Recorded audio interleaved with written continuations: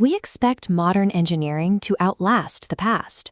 Yet, while ancient forts and monuments have stood exposed to the elements for millennia, a typical concrete building today often needs major structural repairs within 50 years. Looking at these expansive ruins from ancient civilizations, we see entire organized city grids and foundations that remain structurally sound today. Builders achieved this level of endurance without a single drop of modern Portland cement. Over the last century, global demand for rapid urbanization pushed the construction industry to prioritize speed. Builders shifted almost entirely to cement, a material prized because it cures quickly and creates a highly rigid structure in a matter of days.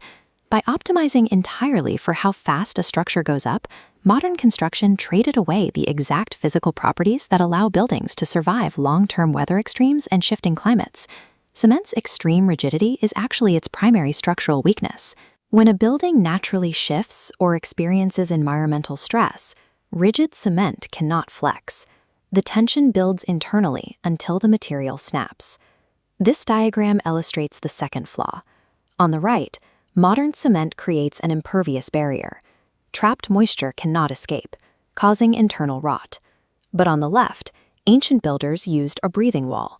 Natural lime plasters remain porous, allowing moisture to safely evaporate back out. Wrapping our buildings in an impenetrable shell means any trapped water becomes a destructive force. We replaced materials that adapt to their surroundings with a system that constantly fights the environment.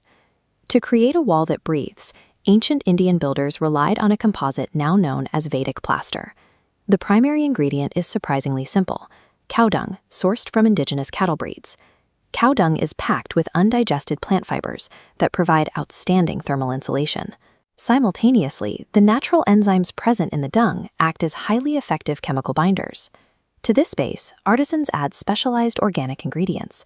Fermented jaggery water, a raw, unrefined sugar, and methi seeds provide flexibility, which physically halts crack growth.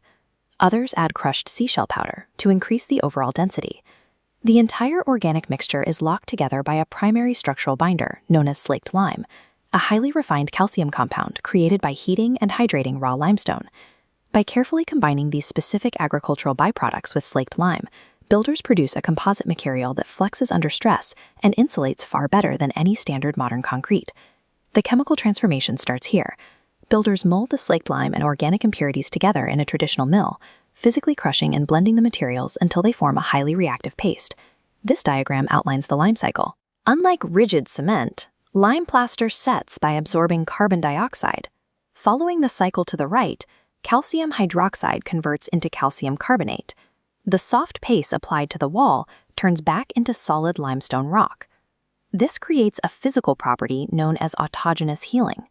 When a microcrack inevitably forms, unreacted lime deep within the plaster leaches out into the gap. It grabs CO2 from the atmosphere and turns into stone, permanently sealing the fracture. The building surface isn't inert. It operates as a chemically active, living structure, capable of capturing atmospheric carbon and independently healing its own structural damage for centuries. As global temperatures rise, standard building exteriors bear the brunt of severe summer heat waves. That solar radiation drives up interior temperatures, leading to massive increases in air conditioning dependency. This thermal map compares cement on the left, bleeding exterior heat directly into the living space, with Vedic plaster on the right. The natural composite completely halts heat transfer at the boundary, maintaining internal temperatures 10 to 15 degrees cooler. By turning the walls into a passive thermal shield, the structure naturally regulates its own climate. This reduces the need for constant mechanical cooling, shrinking the overall energy footprint of the home. Upgrading to eco-friendly building materials often means accepting a massive premium in construction costs. Vedic plaster completely inverts that economic model. Because the primary ingredients are abundant agricultural byproducts and easily sourced lime, the baseline cost of raw materials remains incredibly low. This creates a highly favorable and robust starting point for margins.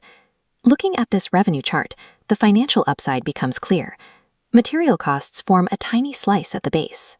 By applying premium lime finishes like Tataloct, businesses secure contracts commanding hourly labor rates of $160, pushing operating margins comfortably above 30%.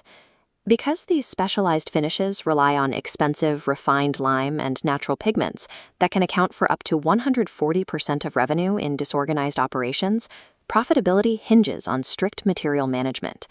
Success depends on aggressively reducing waste during the mixing process to bring those variable costs down toward a sustainable target. Reviving this ancient recipe creates a high-margin opportunity for modern entrepreneurs while restoring architectural durability to the built environment. Implementing agricultural byproducts and ancient lime chemistry into a home does not require sacrificing modern aesthetics. The final application of this material results in a pristine, exquisitely smooth finish that beautifully suits high-end contemporary design. We now have the option to construct homes that actively pull atmospheric carbon, heal structural cracks over time, and regulate their internal temperatures. While cement won the race for speed a century ago, modern pre-prepared mixtures now allow these ancient methods to scale alongside contemporary construction demands. To build a truly resilient future, we must reintegrate the forgotten, living chemistry of the past.